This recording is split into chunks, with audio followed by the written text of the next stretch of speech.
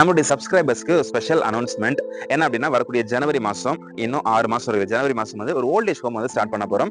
Surrounding Vandalur, Perungalathur அந்த சரௌண்டிங்ல வந்து old age home start பண்ண போறோம். ஸோ சப்ஸ்கிரைபர்ஸ் எல்லாரையுமே நான் இன்வைட் பண்றேன். எல்லாருமே வந்து விசிட் பண்ணிட்டு போங்க. ஸோ ஓல்ட் ஏஜ் ஹோம் அப்படின்றது வந்து முதியவர்களுக்கு, வயசானவங்க தங்குறதுக்கு. இன்னைக்கு நிறைய பேர் வந்து ரெக்யர்மெண்ட்ல இருக்காங்க. நிறைய பேருக்கு அது தேவைப்படுது. நிறைய பேர் வந்து கஷ்டத்துல இருக்காங்க. நிறைய பேர் கால் பண்ணிட்டே இருக்காங்க. கிட்டத்தட்ட லாஸ்ட் ஒரு 7-8 மாசமா கிட்டத்தட்ட 50-60 பேர் கால் பண்ணி கேட்டாங்க.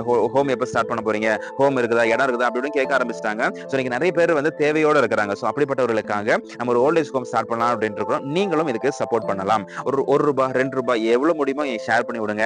ஏன் அப்படின்னா இன்னைக்கு வந்து நிறைய பேருக்கு வந்து தங்குறதுக்கு இடம் இல்ல. பஸ் ஸ்டாண்டு, ரயில்வே ஸ்டேஷன், நீங்க தாம்பரம் பஸ் ஸ்டாண்ட்லாம் பாத்தீங்கன்னா கிட்டத்தட்ட ஒரு 10-15 பேர் நீங்க அங்க பாத்துக்கலாம். தாம்பரம் பஸ் ஸ்டாண்ட்ல எல்லாம் ரொம்ப பிஸியா போயிட்டு இருக்கு. ஸோ இந்த மாதிரி நிறைய பேர் இருக்கிறாங்க. ஸோ இப்படிப்பட்டவங்க நம்ம ஏதாவது ஆதரவு கொடுக்கணும் இல்லையா? நம்ம ஒரு மனுஷங்க தானே. அப்ப மனுஷங்க ஒரு மனிதாபிமானத்தோட இருக்க வேண்டியது அவசியம். ஸோ இந்த வீடியோ பார்க்கக்கூடிய நீங்க யாரா இருந்தாலும் சரி கான்டாக்ட் பண்ணுங்க. கான்டாக்ட் நம்பர் இருக்குது. கான்டாக்ட் பண்ணி உங்களுக்கு என்ன கொடுக்க முடியும், உங்களுக்கு என்ன பண்ண முடியும் அப்படின்றத பண்ணுங்க. ஒண்ணுமே பண்ண முடியல அப்படின்னா நீங்க அங்க வந்து வேலை செய்யலாம். அங்க வந்து நாங்க வந்து ஒரு சின்ன ஒரு ஒர்க் கொடுத்துருக்கோம். அங்க வந்து சமையல் வேலைக்கு ஒரு ஆள் வேணும். அது மாதிரி அங்க இருக்கக்கூடிய வயசானவங்களை டேக் கேர் பண்ணிக்கிறதுக்கு, அவங்களை பாத்துக்கிறதுக்கு, பராமரிக்கிறதுக்கு ஒரு ஆள் வேணும். 2 பேர் நமக்கு தேவை. சோ நீங்க வந்து அதை கூட நீங்க எடுத்து மேனேஜ் பண்ணி அதுல கூட நீங்க வந்து பார்ட்டிசிபேட் பண்ணலாம். What ever it may be, நீங்க என்ன செய்ய முடியும் அப்படின்றத நீங்க வந்து வாட்ஸ்அப்ல எங்க கூட ஷேர் பண்ணிக்கோங்க.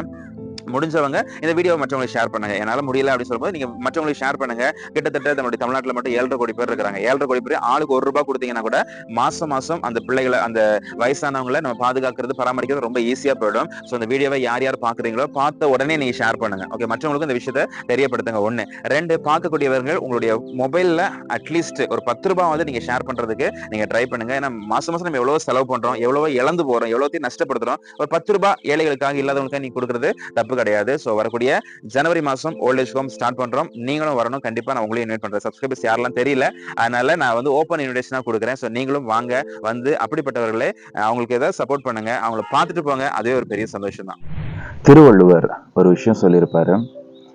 எண்ணன்றி கொன்றார்க்கும் உய்வுண்டாம் உய்வில்லை, செய் நன்றி கொன்ற மகருக்கு அப்படின்ட்டு. ஸோ இந்த நன்றி மறந்து போகிறது, செய்த நன்றியை மறந்து போகிறது அப்படின்றது வந்து அது வந்து நம்மளுக்கு இயல்பாக இல்லாத ஒரு காரியம், இயல்பாக இருக்கக்கூடாத ஒரு காரியமும் கூட. ஒரு நன்றி வாங்கிட்டோம், ஒருத்தவங்க நல்லது பண்ணியிருக்கிறாங்க, அதை வாங்கிட்டோம், வாங்கிட்டதுக்கு அப்புறமேட்டு அது மறந்த மாதிரி நீங்கள் அப்படி எதுவும் பண்ணலையே, அது சிலவங்க அப்படி சொல்ல மாட்டாங்க. ஆனால் நன்றியை வாங்கிட்டு அதுக்கப்புறம் ஒரு மாதத்துக்கு அப்புறமேட்டு இவங்க ஒரு ஹெல்ப் அப்படின்னு போய் நிற்கும்போது சாரிங்க அப்படின்ட்டு விட்டுருவாங்க. ஸோ நன்றியை மறப்பது அப்படின்றது நல்லதல்ல அப்படின்ட்டு திருவள்ளுவர் நிறைய இடங்கள் அந்த நன்றியை பற்றி நிறைய விஷயங்கள் சொல்லியிருக்கிறாரு.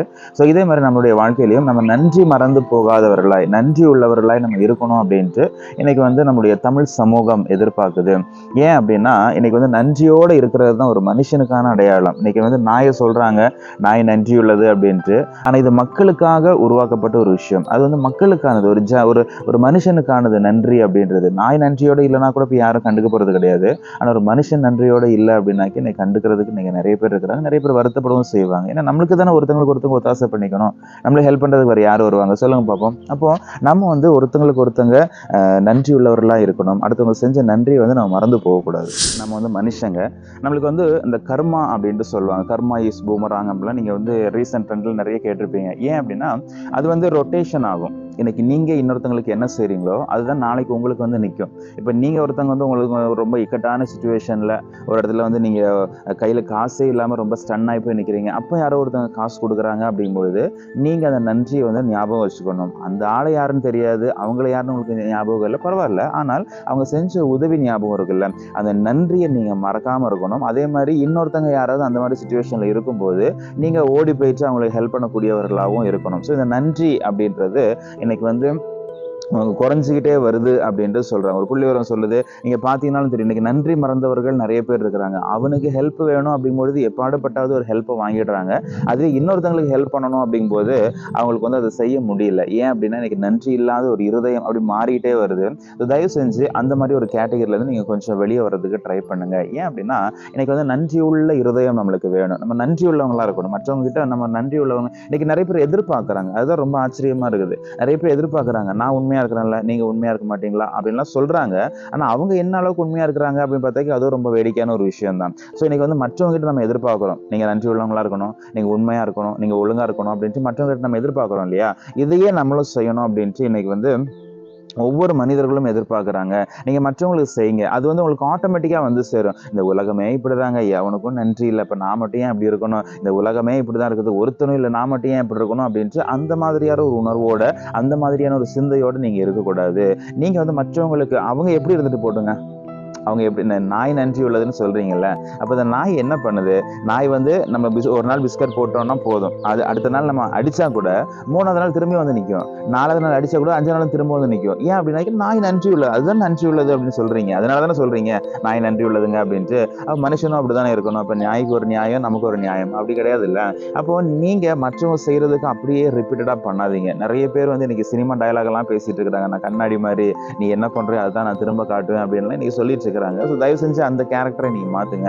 ஏன் அப்படின்னா நீ வந்து எல்லாருக்குமே நம்ம நன்றி உள்ளவர்களா இருக்கும். நன்றி அப்படின்னா என்னது அப்படின்னா அவங்க ஒண்ணு செஞ்சிருக்கிறாங்க அப்படிங்கும்போது திரும்ப அவங்களுக்கு நம்ம வந்து செய்யணும் அப்படின்றது கிடையாது. வந்து மொய் செய்யற விஷயம் கிடையாது.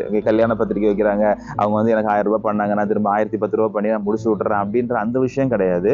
இது வந்து நன்றி. அப்போ இது வந்து நீங்க அவங்க செய்கிறாங்க அப்படிங்கும்போது திரும்ப வந்து நீங்கள் அவங்களுக்கு செஞ்சு முடிச்சிடுற விஷயம் கிடையாது.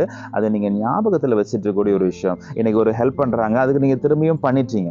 ஒரு மாதத்துக்கு அப்புறமேட்டு அந்த மனுஷனை பார்க்கும்போது ஒரு நன்றி உணர்வோடு நீங்கள் பேசணும். ரொம்ப தேங்க்ஸ்ங்க, அன்னைக்கு மட்டும் நீங்கள் அதை பண்ணல அப்படின்னாக்கி இன்னைக்கு ரொம்ப கஷ்டமாக இருந்திருக்கும், ரொம்ப தேங்க்ஸ்ங்க. நன்றி உணர்வோடு நீங்கள் அவங்ககிட்ட பேசுறது ரொம்ப அவசியமான ஒரு காரியம். அதே மாதிரி திரும்ப அவங்க ஹெல்ப் கேட்டாங்க அப்படின்னா, இப்போ ஒரு ஹெல்ப் பண்ணியிருக்கிறாங்கங்க, அதுக்கு நான் ஒன்று பண்ணிட்டேன் முடிஞ்சு போச்சு அப்படின்லாம் தயவு செஞ்சு சொல்லாதீங்க. ஒரு ஹெல்ப் பண்ணியிருக்கிறாங்க, பண்ணியிருக்கும் போது அதுக்கு ஈடாக எத்தனை ஹெல்ப் பண்ண வேண்டிய சிச்சுவேஷன் வந்தாலும் நீங்க தாராளமா செய்யுங்க. இன்னைக்கு இதுதான் வந்து இதுவும் ஒரு பெரிய பிரச்சனை தான். என்ன, அவங்க ஒரு ஹெல்ப் பண்ணாங்க, அவங்க ஒரு 1000 ரூபாய்க்கு அவங்க ஹெல்ப் பண்ணாங்க, நானும் 1000 ரூபாய்க்கு மேலேயே ஹெல்ப் பண்ணிட்டேன், முடிஞ்சு போச்சுங்க, இதுக்கு மேல எல்லாம் என்னால முடியாது அப்படின்ட்டு இருக்கக்கூடியவர்களும் நிறைய பேர் இருக்கிறாங்க. நன்றி உணர்வு உள்ளவர்களா இருங்க.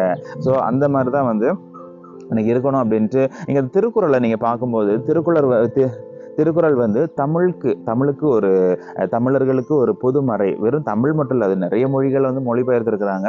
பட் திருக்குறள் வந்து முடிஞ்ச வரைக்கும் மேக்சிமம் நம்மளுக்கானது தான். அவர் நம்ம ஆள் தான் இல்லையா, அவர் நமக்காக வந்து எழுதியிருக்கிறாங்க. ஒரு மனுஷன் இப்படி இருக்கணும் அப்படின்ற மாதிரி நமக்கு எழுதியிருக்கிறாங்க. ஸோ அப்படி இருக்கும்பொழுது நம்ம அதை கடைபிடிக்க வேண்டியது ரொம்ப நல்ல ஒரு காரியம், ரொம்ப தேவையான ஒரு விஷயமும் கூட. நீங்க நன்றி உள்ளவர்களாக இருந்து பாருங்களேன், உங்களுக்கு எல்லாருக்குமே உங்களை பிடிக்க ஆரம்பிச்சிடும். அது வரைக்கும் உங்களை பிடிக்காது, இதுவா அப்படின்ற மாதிரி இருக்கும். நீங்க நன்றி உள்ளவர்களாக இருந்தீங்க, அது நீங்க இன்னொருத்தங்கிட்ட காட்டினீங்கன்னா இவங்களுக்கு உங்களுக்கு ரொம்ப பிடிக்கும். அவங்களுக்கே இவ்வளவு உண்மையா இருக்கிறாங்கன்னா அப்ப நம்மளுக்கு எவ்வளவு உண்மையா இருப்பாங்க அப்படின்ற மாதிரி எல்லாம் எனக்கு வந்து அது மாறிடும். அப்ப நீங்க நன்றி உள்ளவர்களா இருக்கிறதுக்கு நீங்க பழகுங்க, அதை வந்து நீங்க ஸ்டார்ட் பண்ணுங்க. ஸோ இதுதான் வந்து ரொம்ப முக்கியம். அதே திருவள்ளுவர் இன்னொரு திருக்குறளும் சொல்லியிருக்கிறாரு, காலத்தினால் செய்த நன்றி சிறிதெனினும் ஞானத்தில் மான பெரிது அப்படின்ட்டு. அப்படின்னா காலத்தினால் அந்த டைமுக்கு நீங்க பார்த்தீங்கன்னா இது சின்ன ஹெல்ப் மாதிரி தான் தெரியும். ஆனால் அந்த டைமுக்கு காமனாக பார்க்குறீங்கன்னா இது ஒரு சின்ன ஒரு ஹெல்ப் தாங்க, ஒரு 10 ரூபாய் கொடுத்து ஹெல்ப் பண்ணாங்க அவ்வளோதான். ஆனால் ஒரு பாலைவனத்தில் அந்த ஊரில் யாருமே கிடையாது, அந்த சுச்சுவேஷனில் அந்த ஹெல்ப் பண்ணியிருக்கிறது அப்படின்றது ரொம்ப பெரிய ஒரு விஷயம் தான். ஏன்னா யாருமே இல்லையே, நான் வந்து சாயங்காலம் வரைக்கும் நின்றதுனால யாருமே வந்திருக்க மாட்டாங்க, காலை மதியமாக போயிட்டு நீங்கள் கொடுத்துருக்கும் பெரிய ஒரு ஹெல்ப்புங்க அப்படின்னு. அதுதான் ஹெல்ப். யாருமே கண்டுக்காமல் இருக்கும்போது ஒருத்தவங்க வந்து ஹெல்ப் பண்ணியிருக்கிறாங்களா, அது அப்போ அந்த ஹெல்ப் சின்னதாக இருக்கலாம், ஆனால் அந்த சுச்சுவேஷனை பார்க்கும்போது அது ஒரு மிகப்பெரிய ஒரு ஹெல்ப்பாக தான் இருந்திருக்கும். ஸோ அந்த மாதிரி நம்ம வந்து ஒரு உதவிக்கு நம்ம வந்து நன்றி உள்ளவர்களாக இருக்கணும். நம்ம நன்றி உள்ளவர்களாக இருக்கும் பொழுது எல்லாருக்குமே நம்மளை பிடிக்க ஆரம்பிக்கும். ஓ இவங்களா, நம்ம போய் பேசணும் அப்படின்லாம் தோணும். இன்னைக்கெல்லாம் நீங்க வந்து சோஷியல் ஒர்க் பண்றக்கூடியவங்களாம் நீங்க பாருங்களேன், நிறைய பேர் இன்னைக்கு சில சினிமா நடிகர்கள் எல்லாம் பண்றாங்க, சோஷியல் ஒர்க் பண்றாங்க. அவங்க சினிமா ஓடலைனாலும் இந்த சோஷியல் ஒர்க்குக்காகவே அவங்க போய் பார்க்குறாங்க. பார்த்துட்டு பரவாயில்ல அவர் நல்லா இது பண்றாரு அப்படின்ட்டு. அந்த மாதிரி என்னன்னா அவங்க வந்து நன்றி உள்ளவர்களாக இருக்கிறாங்க. இந்த சொசைட்டி எனக்கு வந்து படம் கொடுத்துருக்குது, என் படத்தை எல்லாரும் பார்க்குறாங்க, பார்த்ததை ஓட வைக்கிறாங்க, அதுக்காக நான் திரும்ப அந்த சொசைட்டிக்கு ஏதோ ஒன்று பண்ணணுமே அப்படின்ட்டு திரும்ப பண்றாங்க இல்லையா, அதுதான் நன்றி உணர்வு. அந்த நன்றி உணர்வோடு அவங்க இருக்கிறதுனால அங்க இருந்து ஒரு ரியாக்ஷன் வருது. என்ன, ஓகே நம்ம ஆள் ஹெல்ப் எல்லாம் பண்றாரு, அவர் என்னதான் படம் கொஞ்சம் முன்ன பின்ன இருந்தாலும் ஹெல்ப் எல்லாம் பண்றாரு, அதுக்காகவாவது நம்ம திரும்ப அவங்களுக்கு செய்யணும், அதுக்காகவாவது நம்ம நல்ல படத்தை வந்து பார்க்கணும் அப்படின்றதுக்காக. இதெல்லாம் சின்ன சின்ன விஷயங்கள் தான் இல்லையா. ஸோ இந்த மாதிரி இன்னைக்கு நம்ம நிறைய காரியங்களை வந்து மறந்து போயிட்டு வாழ்ந்துட்டு இருக்கிறோம். நன்றி உள்ளவர்களா இருங்க.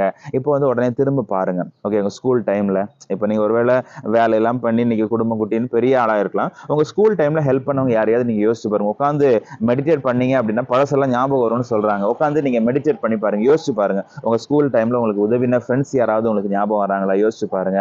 உங்க ஸ்கூல் டைம்ல கூட இருந்தவங்க, உங்க ஸ்கூல் டைம்ல உங்களுக்காக சண்டை போட்டவங்களாம் இருப்பாங்க. ஸோ அப்படிப்பட்டலாம் யோசிச்சு பாருங்க. யோசிச்சு பார்த்து ஒரு ஃபோன் பண்றதுக்கு வாய்ப்பு இருக்குமா, நீங்க ஃபேஸ்புக் வந்துருச்சு இல்ல, சர்ச் பண்ணுங்க, ஃபோன் பண்ணி பேசுறதுக்கு நீங்க ட்ரை பண்ணுங்க. நன்றியை மறந்து போயிடாதீங்க. ஒருவேளை இந்த டைம் அவங்க வெக்ஸ் ஆகி போயிருமாச்சா, எவ்வளோ பண்ணண்டா இப்படி பண்ணிட்டாங்களே, நான் இப்படி இருக்கும்போது கண்டுக்காம இருக்கிறாங்களே அப்படின்ற மாதிரி அவங்களுக்கு தோணலாம். ஸோ அப்படிப்பட்ட நபர்களை தேடி பிடிச்சி அவங்களுக்கு திரும்ப நீங்க கால் பண்ணுங்க. திரும்ப பேசுறதுக்கு அதுக்காக உட்காந்து பேசிட்டு இருக்கணும்னு நான் சொல்ல வரல.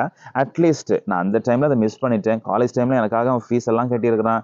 ஸ்கூல் டைம்ல எனக்காக ரொம்ப ஹெல்ப் பண்ணியிருக்கிறாங்க. சின்ன வயசுல எனக்குலாம் ரொம்ப சப்போர்ட்டிவா இருந்திருக்கிறாங்க. பட் இன்னைக்கு நான் மறந்துட்டேன். இன்னைக்கு நான் பெரிய ஆளாயிட்டேன். 30-40 வயசு ஆயிடுச்சு. நான் மறந்துட்டேன் அப்படிங்கும்பொழுது திரும்ப அதை ரீகால் பண்றதுக்காவது அது வந்து நீங்க கொஞ்சம் நினைச்சு பாருங்க. அதுல ரொம்ப நல்ல ஒரு மூமெண்ட். அதனால முடிஞ்ச வரைக்கும் மற்றவர்களுக்கு நன்றி உள்ளவர்களா இருங்கள். நன்றி உள்ளவர்களா இருக்கணும் அப்படின்றதான் எனக்கு வந்து சொசைட்டி நம்ம கிட்ட எதிர்பார்க்கக்கூடிய காரியம். அப்போ ஒருத்தவங்க நன்மை செஞ்சாங்க அப்படின்னா அந்த ஒரு நன்மைக்காக நான் திரும்ப செஞ்சுட்டேன்னு முடிச்சுட்டு போயிடாதீங்க. வாழ்க்கை ஃபுல்லா அவங்களுக்கு ஒரு ஒரு ஒரு ஒரு நன்றி உள்ளவர்களாய் இருங்க அப்படின்றதான் இன்னைக்கு எதிர்பார்க்கக்கூடிய ஒரு காரியம். வாழ்க்கை நன்றியோடு வாழ்வதற்கு, நன்றி இல்லாமல் வாழ்ந்து மற்றவங்களை பகைக்கிறதுக்காக அல்ல.